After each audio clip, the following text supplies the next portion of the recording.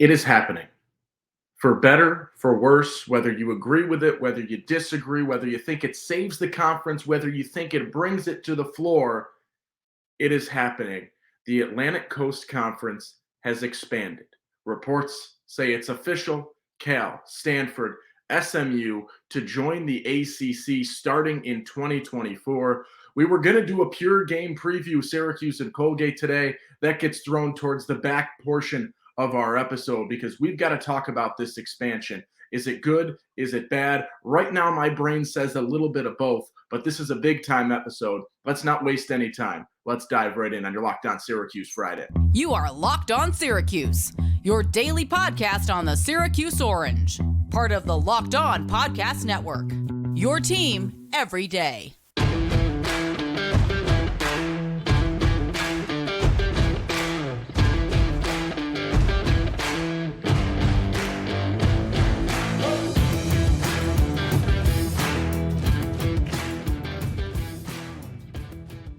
The Atlantic Coast Conference now includes California and Texas. What's up? What's happening? Welcome into your Locked On Syracuse Friday episode. It's your boy OV saying thank you so much for making Locked On Syracuse your first listen today and every day. We're free and available wherever you get podcasts, part of the Locked On Podcast Network. That's your team. That's Syracuse every day. And today's episode is brought to you by GameTime. Download the GameTime app. Create an account and use code LOCKEDONCollege for $20 off your first purchase. You probably don't even need to use that $20 off to use that coupon code to get to Syracuse's home opener against Colgate on Saturday at 4. Last time I checked Game Time, there were many ticket options under $10. So get a ticket, be there on Saturday. But we're going to push that towards the latter portion of our episode today because we have some breaking news this morning. Multiple reports now saying that it is official. What we've been talking about for the last month, the ACC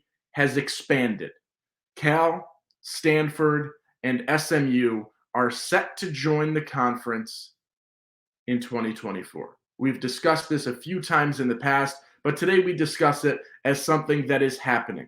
In the past, we've discussed it as rumblings, as what ifs. Today, it's there. This is what is happening as we look at the ACC.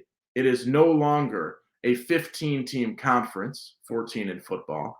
It is an 18-team conference with 17 football programs, 3 of which significantly further west than the rest of the conference. For example, right, Syracuse, to play a game at SMU now travels 1,514 miles.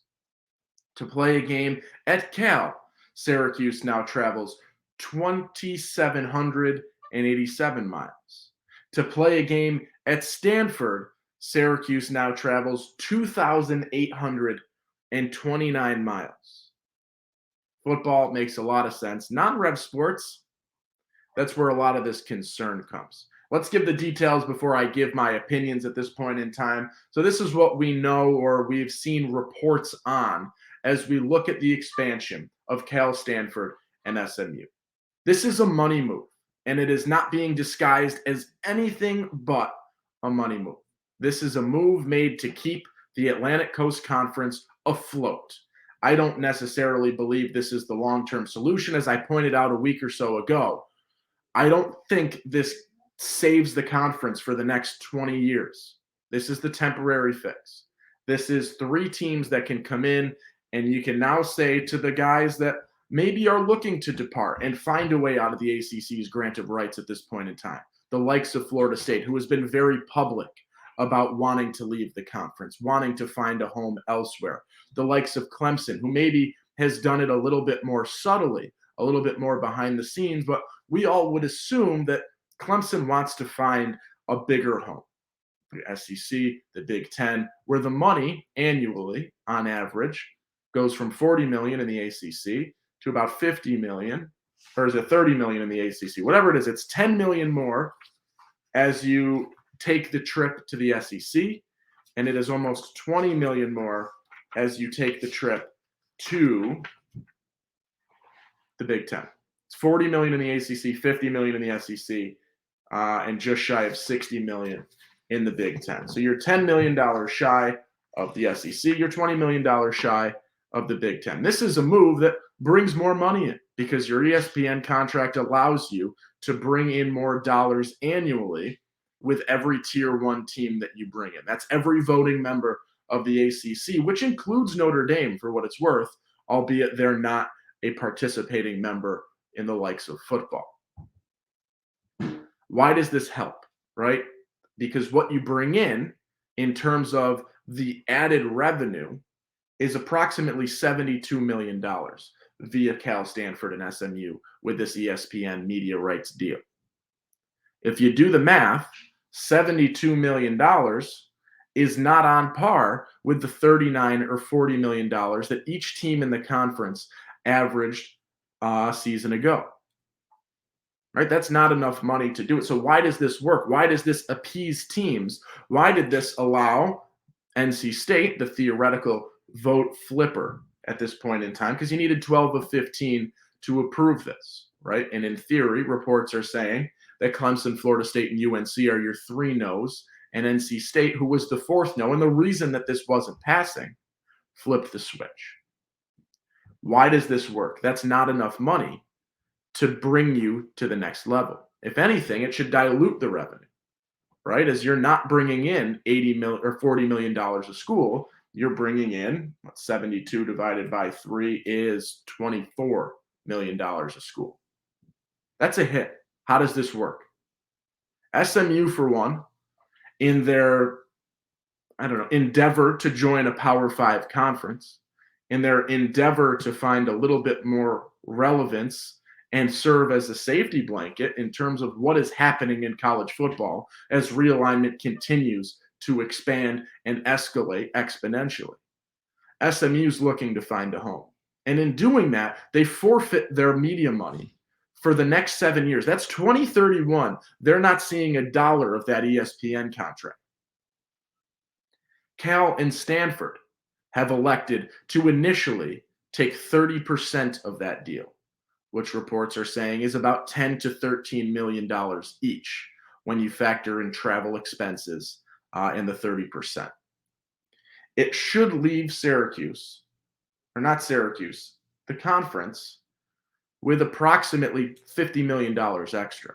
And these numbers are guesstimates based on multiple reports. Yahoo Sports did a really good report in the past breaking down the additional revenue and what sort of happens there. So you've got approximately, we'll say $50 million. It's a nice, easy number to work with. $50 million extra. And it's what the bigwigs of the conference have been wanting. It is what FSU wants. It is what Clemson wants. It is what North Carolina wants. And it is a more incentive-based program for distributing the media rights money that would allow teams that win more games to get paid more. It would allow teams that make New Year's Six bowl games to get paid more. It would allow teams that make the college football playoff, the national championship game a couple of years ago, Clemson, your national champions, to be paid additional dollars that would bring the rights of the ACC and the likes of the ACC far closer to what your media deals in the SEC and the Big Ten are paying out annually. There's a lot happening. There are a lot of ebbs and flows to this, and this makes sense football-wise. I get it. This is a great decision for football and men's basketball a little bit, as that's where the rest of your, barring some, other circumstances, the majority of your athletic department's money comes from football and men's basketball. There will be men's basketball incentives as well, right? Making the NCAA tournament, I'm sure, winning X number of games, making a Sweet 16, a Final Four, winning a Natty. There will be financial incentives to coincide with that.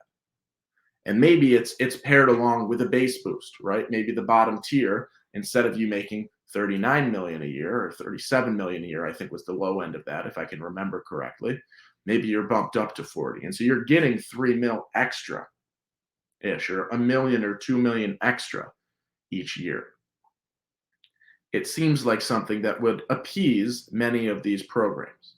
And if you are in Syracuse at this point in time, as frustrating as it might be, if you're in the bottom portion of the ACC, which Syracuse is right now.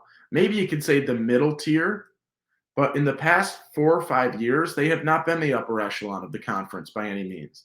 And outside of the first few years of ACC men's basketball, in men's basketball and football, Syracuse hasn't been at the top of the conference in either sport all too often, outside of maybe 2018 when you win 10 games and surprise the country. Right? There hasn't been that you're at the top level here. And for a team in Syracuse's boat, this is an insurance policy. That's probably why you're voting yes.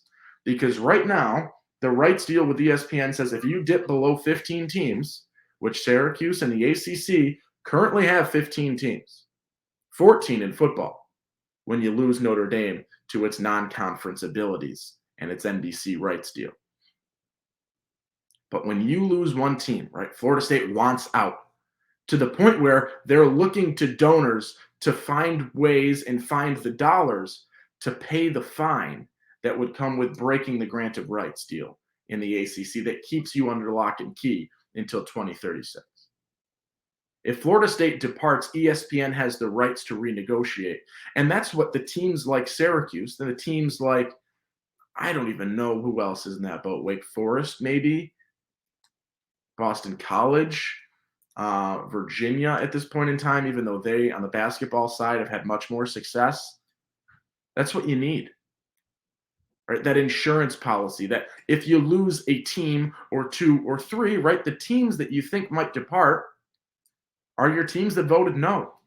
Clemson, Florida State, UNC, those are the teams you're at risk of losing the most obviously. Maybe there are some other people working things behind the scenes. Very much possible. But those are your three. You now have an insurance policy against those three, or against a few teams finding a way out, that allows you to not have to renegotiate with ESPN and possibly take the big hit that would coincide with one of your big wigs departing from the conference. Let's take a quick break, and then we'll continue to break this down. I've talked about the good in a way, right? The money is huge. It's important, and it keeps the conference alive for now. On the other side, we could talk a little bit about the negatives, where I fully stand at this point in time. Feel free to join the conversation at any point in time at LO_Syracuse on Twitter. If you're watching on YouTube, just fire off in the comments right now. Trying to interact with as many as I possibly can. Good, bad, ugly, whatever. Throw it out there. What are the thoughts on conference realignment? Let's take a look at our friends over at GameTime. Because sometimes buying tickets to a concert or a game or a comedy show or whatever, it can be stressful. Maybe you procrastinated. I do. I bought tickets for a concert I'm going to tonight last night. You can get caught procrastinating. It gets a little bit stressful. GameTime helps you to alleviate that stress. Buying tickets to your favorite events shouldn't be stressful, and GameTime is a fast and easy way to buy tickets for all the sports, music, comedy, and theater near you. There's killer deals, last-minute tickets, and the best price guaranteed. You can stop stressing on tickets and start getting hyped for the fun you'll have. Maybe, for example, at 4 o'clock in the Dome tomorrow, where GameTime has tickets for Syracuse football as low as $5 or $6 right now. There's flash deals. It's easy to find and buy tickets. Plus, you get an image of your seat view and the low price guaranteed. Forget planning months in advance. GameTime has deals on tickets right up to the day of the event. Get exclusive flash deals on tickets for football, basketball, baseball, concerts, comedy, theater, and more. GameTime guarantee means you'll always get the best price. Get images of your seat before you buy, so you know exactly what to expect when you arrive. Buy tickets in a matter of seconds. Download the GameTime app, create an account, and use code LOCKEDONCollege for $20 off your first purchase. Terms apply. Again, create an account, redeem code LOCKEDONCollege for $20 off.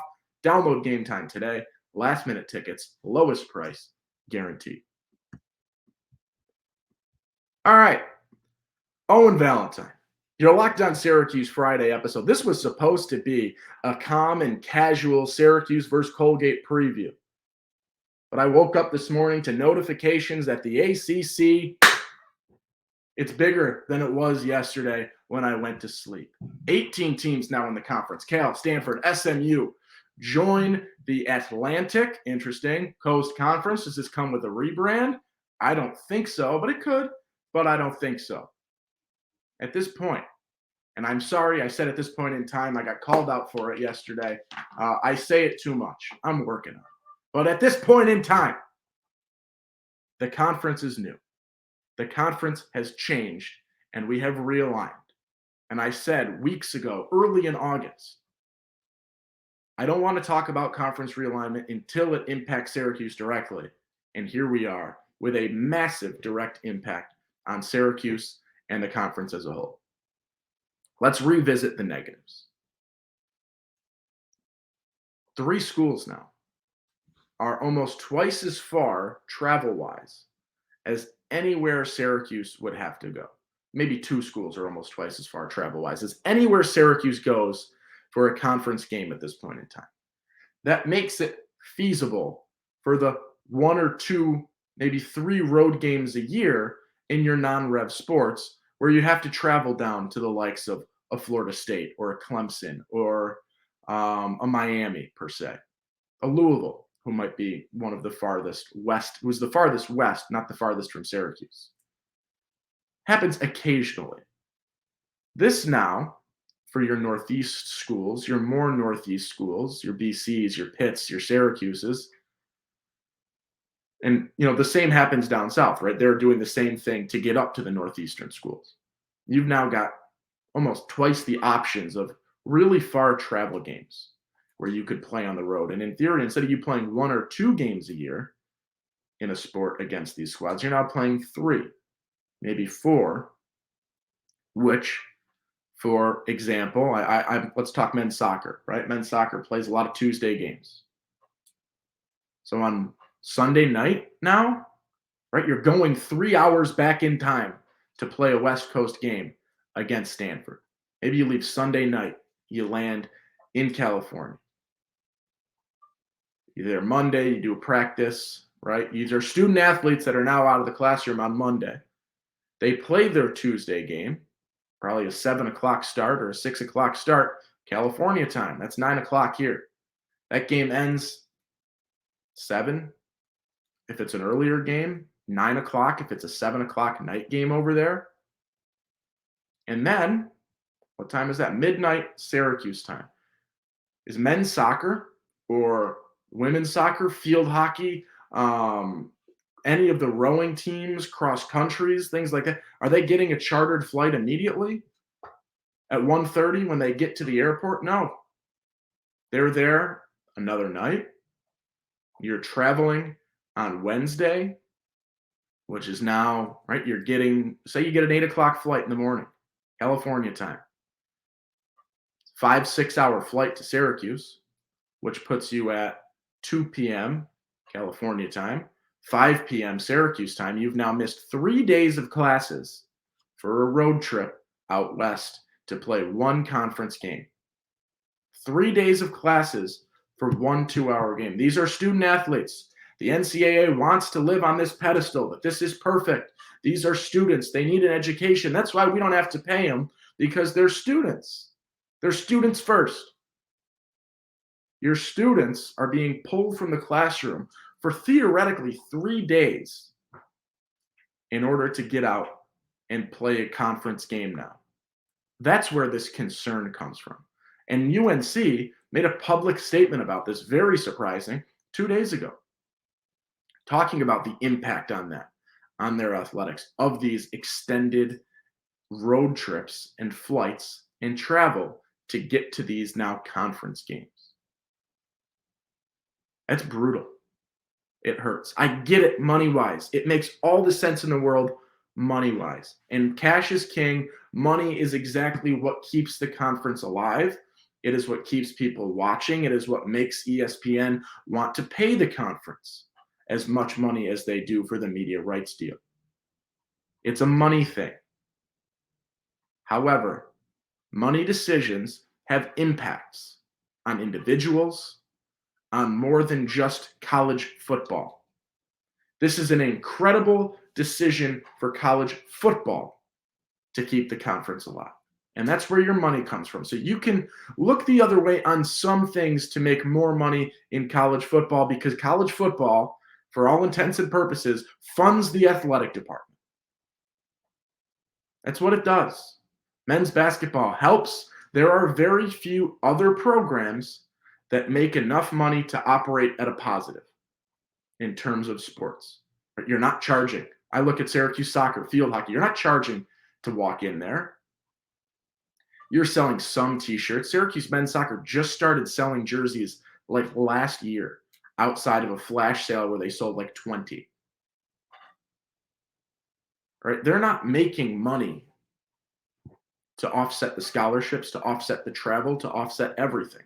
That's from football. And that's the same for every sport, except for a few across the country.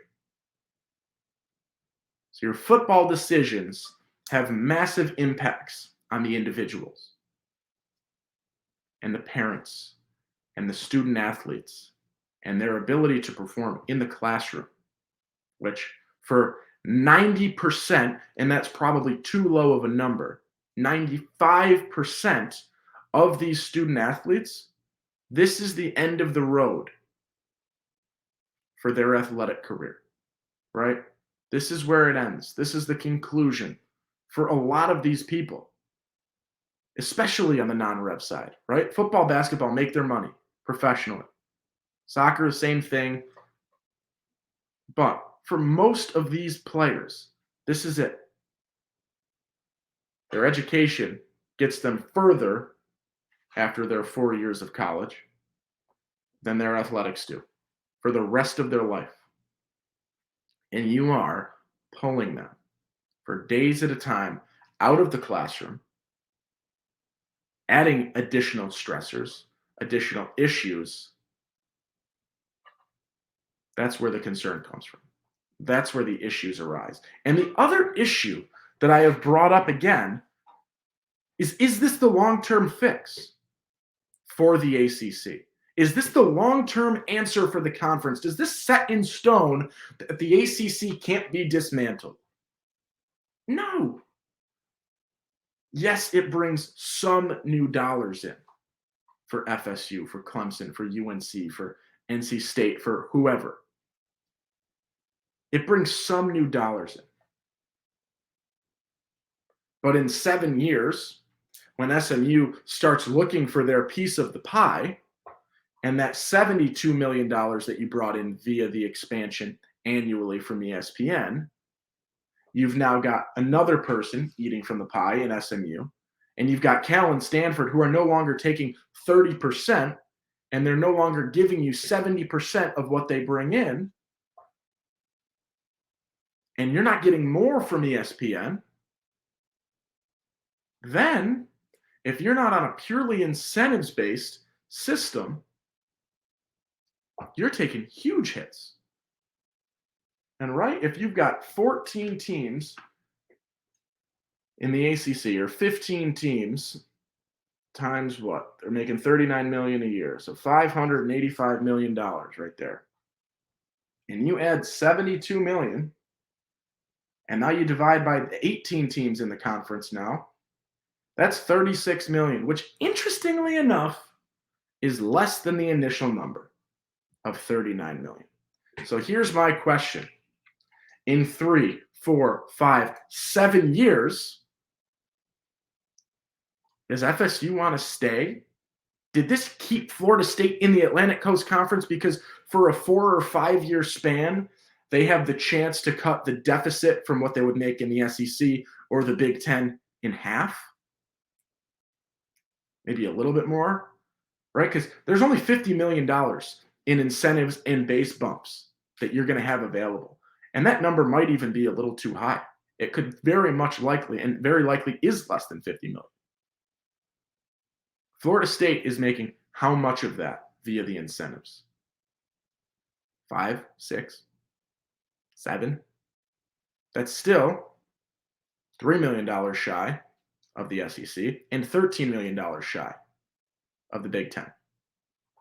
So if the Big Ten or the SEC comes knocking, says, hey, Clemson, come on. Hey, Florida State, come on. Is this do enough for them to say no? And I'll say this, judging by the fact that they both said no to the vote in terms of expanding the conference, this does nothing. for those teams. What it does do, to revert back, come full circle on our start of the episode, it does give the conference as a whole insurance that you don't have to renegotiate with ESPN if Florida State and Clemson leave. And that's where your yeses come from. It is an insurance. It is a safety net. It is a blanket that you can fall on to be safe as a conference for now. It's not a long-term fix. 5 years. This buys you 4 or 5 years. And then we revisit this conversation. It's a Band-Aid on a bullet hole at this point in time.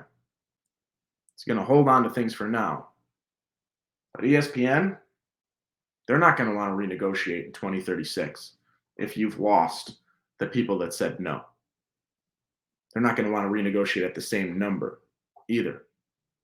And at the rate of inflation, things like that, you throw that in, conferences and individuals and schools can't afford to operate at that rate.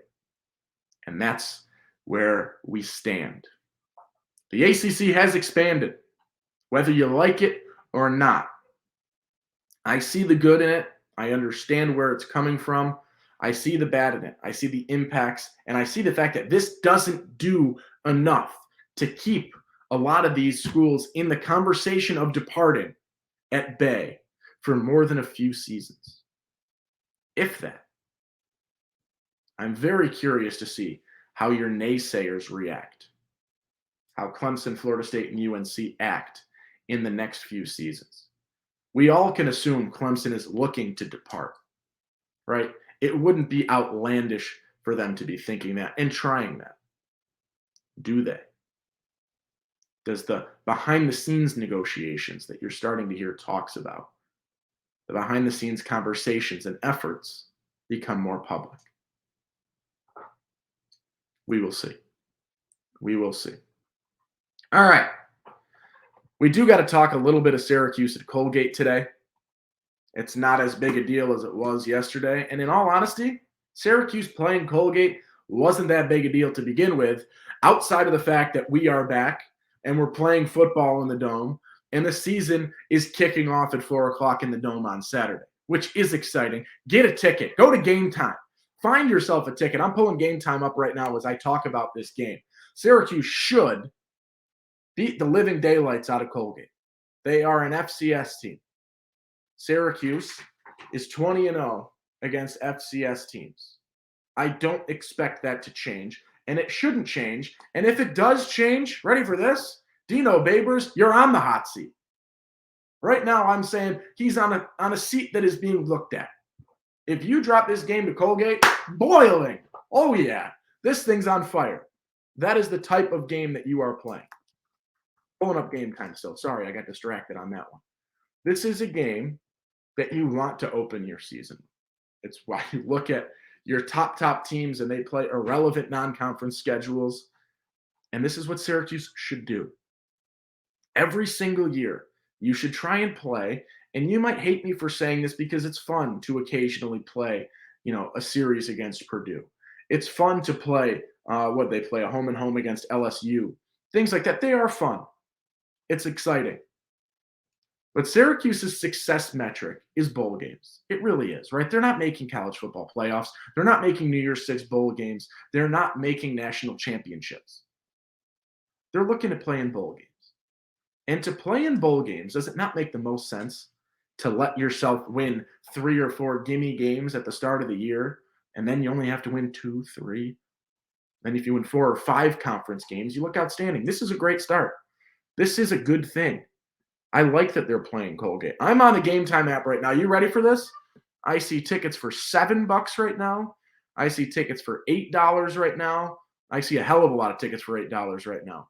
I see some $9 tickets, some $10 tickets, right? There are very, very good price tickets. I see tickets in the 100s for as low as $13. This is an all-in price. They're not throwing fees at you afterwards.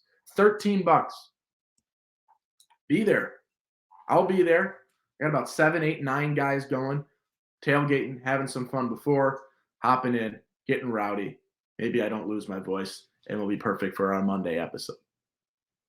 This is a game that we're not going to spend all too much time talking about. And honestly, I don't know how great an episode today would have been if we were doing a half hour on Syracuse and Colgate. I'll put my hand up and say that. There isn't a ton to talk about. Colgate is a team that won 3 football games last season. Can they do better than that this year? Sure. Are they still an FCS team that struggled in the FCS last year? Yeah. Syracuse, I do like this stat. Syracuse and Colgate tied in the all-time series with 31 wins apiece and 6 ties. How about that? That's one of my favorite stats. Syracuse, however, has won the last 16. This is the 3rd most games Syracuse has ever played against an opponent, right? So Syracuse and Colgate, the long history. Penn State in the mix there as well. There's a long history. It's fun. It's cool. I like that they're playing Colgate. I like they're playing a New York team. Interesting. Down the road. Simple travel for everybody. Makes a lot of sense. Colgate doesn't have a ton. And I'll tell you 2 big things. Their quarterback, Michael Brescia, I like him. I don't think he's an air threat by any means. He can put the ball on the ground and run a little bit, which he did against, was it Fordham last season, at the end of the season? Or who was it? Who'd they finish the season against? I'll search that up in a second. That's what they did. That's what kept them alive. That's what kept them competitive in games last season, is his ability to be dual threat, being a little bit generous, not to be mean, but, I'm being fair at this point in time. He can throw, he can put the ball on the floor, and they can look to run. I believe he had about 20-something hundred yards last season through the air and on the ground, about a 2-to-1 ratio, passing yards to rushing yards, which isn't incredible. He only averaged about 150 passing yards a game. That's a recipe for Syracuse to succeed. That's a recipe for, a new coach to bring this defense together and have a lockdown first game where you're not letting Colgate score. That should be your goal in this game, is a 0 for Colgate. You should want to shut them out, and you very much should and could. I don't know if should is the correct word, but could didn't feel emphatic enough. You can very easily shut out Colgate, and that's got to be the goal. I look on the defensive side for Colgate, and they don't get to the quarterback. They didn't last season, at least, right? This is a brand new campaign. I don't have this season footage of them. I don't have this year's roster footage of them. We're piecing things together from last season. What I do know about Colgate is they averaged less than 1 sack per game last year. Less than 1 sack. This Colgate football team, as a squad, only had 3 more sacks than Marlowe Wax. Put that into perspective. Over last season, this Colgate football team had 3 more sacks than Marlowe Wax. It's really good for Schrader, whose arm is being eased back in. It's really good for an O-line that is new and working together and has 3 brand new starters to this, or 4 new starters for Syracuse, and 3 guys that aren't really perennial starters prior to that, right? You get Joe Moore on the loophole there with 30-plus starts in his time before getting to Syracuse, right? A brand new, question-marked, inexperienced as a unit O-line. It's a really good squad to start your season against. A team that's only going to put 3 guys down a lot of the time, not rush a ton, and not bring a ton of pressure in that regard, most likely, right? Maybe they switch some things up. Who knows? But based on last season's stuff, they're not bringing you a ton of pressure. It's a really good starting point for Schrader, who's easing his way back in, and this O-line, who are still working to get to the level that they want to be at as a unit, I would assume, right? I can't imagine that after how many weeks of preseason camp, a month of preseason camp, I can't imagine that this group of 5 O-linemen is at a point where they feel as comfortable and confident as they've ever felt on an O-line. I don't think that's the case, right? They still have to grow together. And that shouldn't be an issue. I don't think that's a bad thing right now. I'm not saying that like I'm surprised. I'm just saying that's the case. It makes a lot of sense. You got to look at that. And the lack of pressure that Colgate's going to bring. their inability last season to get to the quarterback, it's a really good starting point for the offense. And so, if this O-line struggles, I will say, that is an alarm in this game. If the O-line struggles against Colgate, that is an alarm for this entire season. And I can't beat around the bush on that one. I can't find a loophole to being kind and positive. If this offensive line struggles against Colgate, which I don't think they are going to do, but I am throwing the if out there, this could be a long season for Garrett Schrader.